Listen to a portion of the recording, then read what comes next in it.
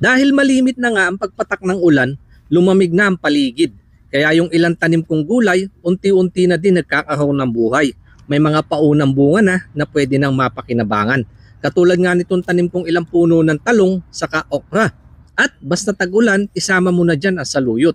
May tanim ako dito noong summer at noong natuyo, nalaglag yung mga buto pagpasok ng tag-ulan, natubigan kaya ayan, nagsulputan. Yun nga lang, kumpul-kumpul naman. Kaya kailangan ko itong bawasan upang sa ganun mabigyan naman ng daan yung mga may iwan na lumago at humaba yung sanga at upang mapakinabangan, iluluto ko na lang.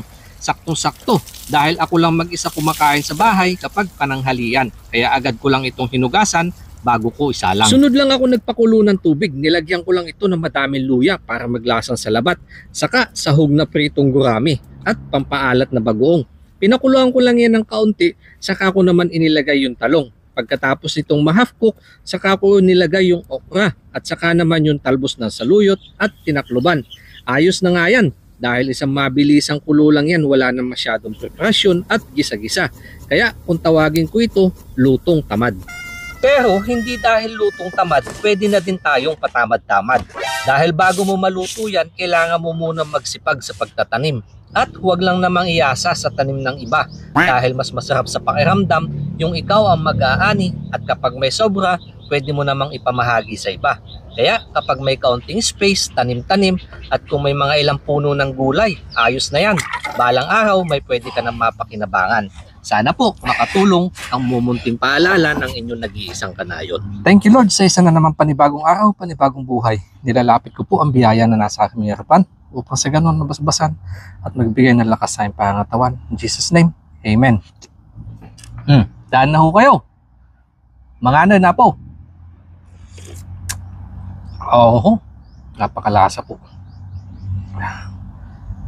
Solid yung luya na nilagay ko.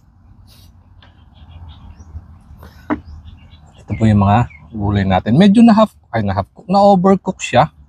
Kasi nung hinango ko yung palayok, ganun po yung pagpalayok kasi. Kahit hanguin mo na siya, mga ilang minuto pa rin siyang kumukulo. Naiiwan yung init.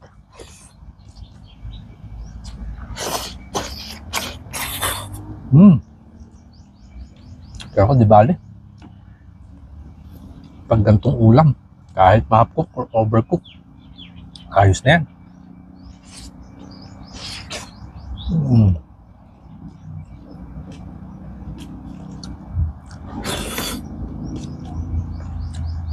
At yan po ang kaibahan pag sariwa-sariwa yung mga gulay. Yung kanyang sabaw at saka yung lasa. May kaunting tamis.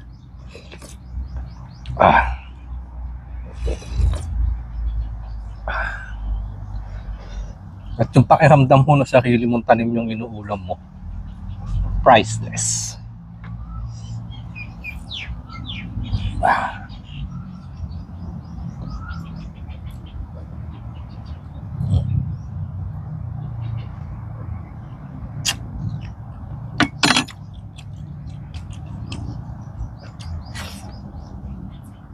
Oh my gulay.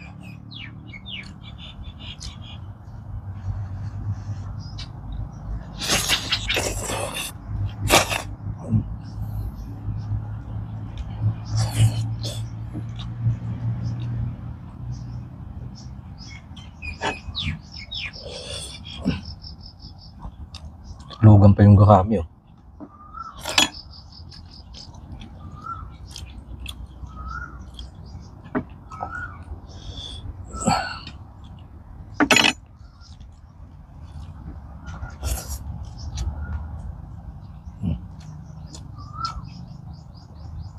Mas maliwanag.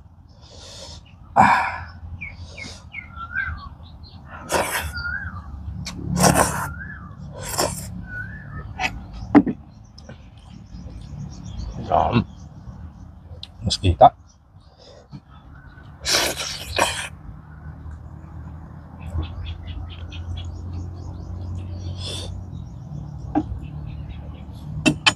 Ang smooth nung okra at saka yung saluyot, kaya kalimitan po or yung iba ayaw nga ulamin. Kaya paglaking bukid sa akin na sinayan, nahanap na ng panlasa.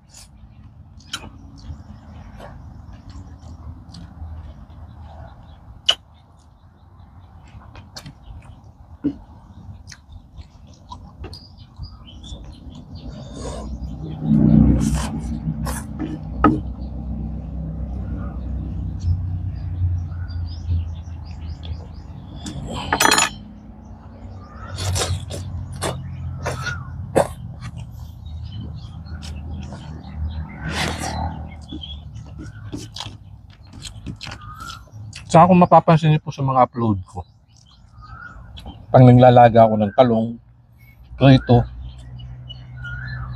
ganyan lang po. Yung maliliit, hindi ko siya pinapagulang ng gusto. Kasi mas gusto ko yung ganito.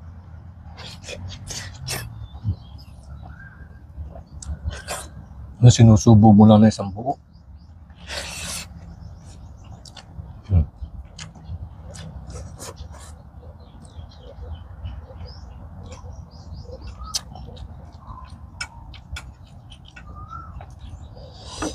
Gulay-gulay ang ulam pero labas pa rin ang pawis ni Kanayon.